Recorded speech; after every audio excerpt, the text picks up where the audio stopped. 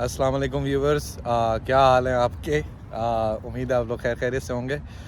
हम लोग जो है वो दूसरी वीडियो लेके आप लोगों के सामने हाजिर हुए हैं। पहली वीडियो से जो है वो हमने पहली वीडियो बनाने के बाद हम लोगों ने डिस्कशन की, तो हमने कहा यार हमें इतना फॉर्मल होने की ज़रूरत नहीं है। वो वीडियो वैसे भी हमारे लिए आइस ब्रेकर था। हमने कहा कि भाई यूट्यूब पे वीडियो बनाना स्टार्ट करनी है। अभी हमें ख़ुद हम जैसे जैसे वीडियोस बना रहे हैं हम ख़ुद भी चीज़ें सीख रहे हैं, और ये के साथ साथ आप लोगों को भी सिखाते रहेंगे जो जो चीज़ें हम सीख रहे हैं। लेकिन हमने कहा यार इतना फॉर्मल होने की ज़रूरत नहीं है। पहली वीडियो के बाद हमारी डिस्कशन हुई, तो हमने कहा कि जो हम कैजुअल नॉर्मली आपस में बात करते हैं हम उसी तरह जो है वो आप लोगों के साथ बात करेंगे। फ़िलहाल आपके सामने ये डब्बा पैक यूट्यूबर जो है वो हाज़िर है। अभी आहिस्ता आहिस्ता जो है वो हमारे डब्बे खुलेंगे और हम बाहर आएंगे। हमने अपने आप को भी ओपन अप करना है, और जितनी ज़्यादा नॉलेज और इन्फॉर्मेशन आप लोगों के साथ शेयर कर सकते हैं अपने पास्ट एक्सपीरियंस से और करंट एक्सपीरियंस से, कनाडा के बारे में और दूसरी चीज़ों के बारे में, वो जो है वो हम लोग आपके साथ शेयर करेंगे। अभी मैं अहमद से बात कर रहा था, इतनी देर से हम लोग यही डिस्कशन कर रहे थे कि भाई किस चीज़ पे वीडियो बनाई जाए।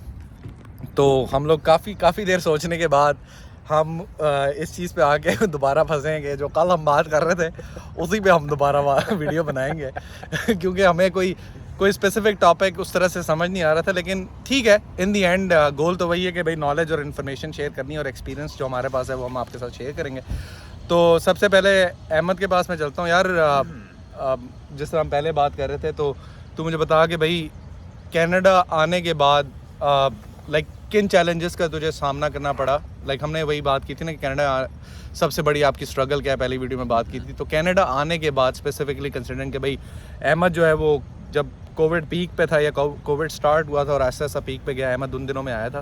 तो अहमद से पूछते हैं कि किन स्ट्रगल्स का उससे जो है वो यहाँ पे आके सामना करना पड़ा। अच्छा यार अस्सलाम वालेकुम फर्स्ट ऑफ ऑल। मैं असल में आया था बिल्कुल फर्स्ट जो वेव थी कोविड की उससे पहले।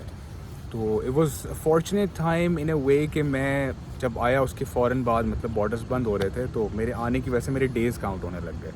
द डाउन साइड वॉज कि दुनिया पूरी बंद हो रही थी उस टाइम। कनाडा फुल लॉकडाउन में जा रहा था, और उस वक्त ये था कि कनाडा बहुत देर तक लॉकडाउन में रहा, क्योंकि बार बार कुछ ना कुछ वेव्स आती रहती थी। तो जो इनिशियल टाइम था उसमें, और सर्दी भी थी। मैं ये इसलिए बता रहा हूँ कि रज़ाई नहीं थी भाई के पास।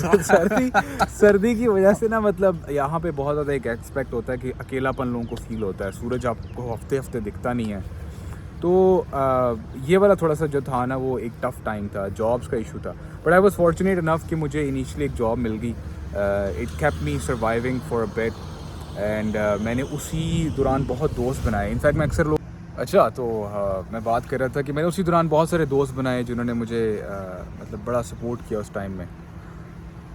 तो असल चीज़ ये है कि how do you survive the initial time in Canada, because you have no knowledge of how things work, you don't have anything. तो आते ही सबसे पहले आपको जो काम करना होता है वो अपना बैंक अकाउंट खुलवाना है, ठीक है। दूसरा काम आपको जो करना है वो अपना हेल्थ कार्ड लेना है अगर आप एज ए इमिग्रेंट आ रहे हैं। और उसके बाद जब ये दो काम हो जाएंगे, of course in the mean time you would get your SIM and also go and get your driver's licence. Canada is a huge country, and यहाँ पे ड्राइविंग के बगैर गुजारा नहीं है। तो अगर आप स्टूडेंट आ रहे हैं तो आपके पास स्टूडेंट के टाइम के दौरान आप गाड़ी चला सकते हैं, अब मतलब उसमें कोई मसला नहीं है। बट इमिग्रेंट के तौर पे अगर आप आते हैं तो आपके पास पहले 3 महीने हैं। 3 महीनों के अंदर आपको जो है वो लेनी पड़ेगा लाइसेंस, एंड उसके बाद फिर आप गाड़ी चला सकते हैं। पब्लिक से जो यहाँ पे ट्रांसलेट है वो बड़े सिटीज़ के अंदर बहुत अच्छी है, बट छोटे सिटीज़ में बहुत मसला होता है आपको। तो इसलिए ये जो इनिशियल स्टेप्स हैं ये these are really important, so don't miss out on these. Other than that, I will pass this to Hassan and he can talk about his struggles then. हाँ जी, फिर वापस आते हैं मेरे पास। शक्ल से मैं कोई बहुत ज़्यादा एक्सपीरियंस वाला आदमी नहीं लगता हूँ, लेकिन मैंने कहा कि क्योंकि अब यहाँ आ गए हैं और आगे फंस ही गए हैं, तो जो जो चीज़ें हैं, जो जो स्ट्रगल्स जिससे मैं गो थ्रू हुआ वो मैं आप लोगों के साथ शेयर करूँगा। तो बेसिकली जब मैं पाकिस्तान से आया था तो मेरे पास 2 साल का प्रोडक्शन प्लानिंग में एक्सपीरियंस था। तो मैं ये सोच के वहाँ से आया था कि भाई यहाँ पे आऊँगा तो विद इन 2 मंथ्स जो है मुझे जॉब मिलेगी। इतनी मैं सेविंग्स जो है वो बैक होम छोड़ के आया था, ताकि जो है वो वहाँ पे सपोर्ट जो है वो मैं फैमिली को सपोर्ट कर सकूँ। तो जब मैं यहाँ पे आया तो डेफिनेटली उन 2 महीनों में मैंने अपनी जो मेरी एग्जिस्टिंग रेज्यूमे थी उसके ऊपर जो है वो मैंने अप्लाई किया। 2-3 इंटरव्यू हुए, लेकिन हायरिंग मेरी इन दी एंड नहीं हो पाई। उसके बाद जो है वो मैंने यहाँ पे कंसल्टिंग या एक तरह से कह लेंगे कोचिंग सोसाइटी है जो कि न्यू कमर्स को हेल्प करती है कनाडा में, YMCA। तो मैं उनके पास गया, उन्होंने कहा भाई रेज्यूमे दिखाओ। तो मैंने उनको रेज्यूमे दिखाई तो उन्होंने कहा ये क्या है? मैंने कहा ये रेज्यूमे है। कहते हैं ऐसी तो नहीं होती है। तो वो उन्होंने फिर मुझे फॉर्मेट दिया जिसको फिर मैंने अपनी रेज्यूमे को कैनेडियन स्टैंडर्ड के हिसाब से कन्वर्ट किया। तो very first thing, if you are coming to Canada and if you are looking for a new job based on your prior experience और based on your skill set and what not, resume is a must because किसी भी employer को आप apply करते हैं तो ये पहली चीज़ होती है जो आपका इंप्रेशन, आपका फर्स्ट इंप्रेशन किसी भी एम्प्लॉयर को देती है। तो ये इस पे फोकस करना, इसको अच्छा बनाना बहुत ज़रूरी है आपके लिए अच्छी जॉब लैंड करने के लिए। In the end anyways I went up changing my resume, but like वो जो टाइम फ्रेम मेरे पास था, क्योंकि मुझे बैक होम पाकिस्तान में फैमिली भी मैनेज करनी थी, तो वो मेरे पास I was running out of time. So मैंने क्या किया, नेक्स्ट डे मैं एजेंसी के पास गया और एक बेसिकली मैन्युफैक्चरिंग इंडस्ट्री में जो है मैंने as a temp worker, as an agency worker, general labour की मैंने जॉब स्टार्ट कर दी। अब मसला ये था कि जी वो नाइट शिफ्ट की जॉब थी। तो नाइट शिफ्ट में, जब आप नाइट शिफ्ट में, एक तो मुश्किल होता है अपनी रूटीन सेट करना, लेकिन एक दफ़ा जब आप रूटीन सेट कर लेते हैं तो आपसे और कोई काम नहीं हो सकता, आपका सारा दिन तकरीबन वेस्ट होता है। तो बड़ा स्ट्रगल वाला पीरियड गुजरा, लेकिन मैंने उसमें एक हैबिट बनाई हुई थी कि रोज़ सुबह आता था और रोज़ सुबह जब मैं पहुंचता था जॉब से घर वापस, तो पहला आधा घंटा सोने से पहले, बेड में जाने से पहले मैं जॉब्स देखता था क्या आ रही हैं। तो उसी दौरान अपॉर्चुनिटी निकली, जिस कंपनी में लेबर काम कर रहा था उसी में एक मैनेजमेंट पोस्ट निकली, उसके लिए मैंने अप्लाई किया, इंटरव्यूज़ हुए, जॉब मिली वगैरह वगैरह।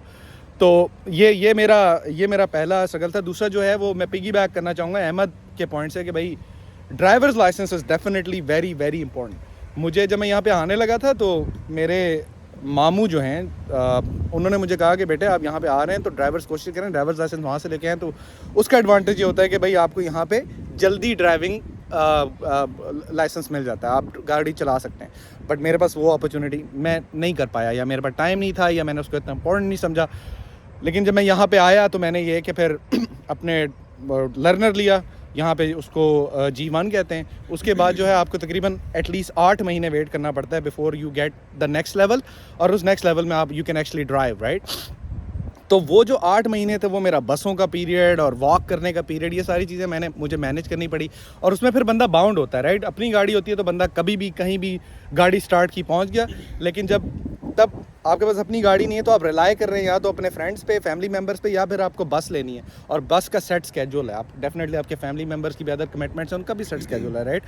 तो उसमें फिर ये काफ़ी मुश्किल हो जाती है। तो इस चीज़ पे डेफिनेटली अगर आप कनाडा आने का सोच रहे हैं तो डेफिनेटली अगर आप कर सकते हैं तो आप ड्राइवर्स लाइसेंस डेफिनेटली लें।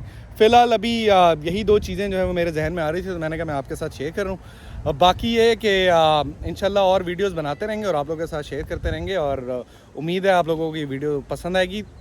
अगर आपको हमारी वीडियो अच्छी लगे तो प्लीज़ लाइक करें और हमारे चैनल को सब्सक्राइब करें। Thank you.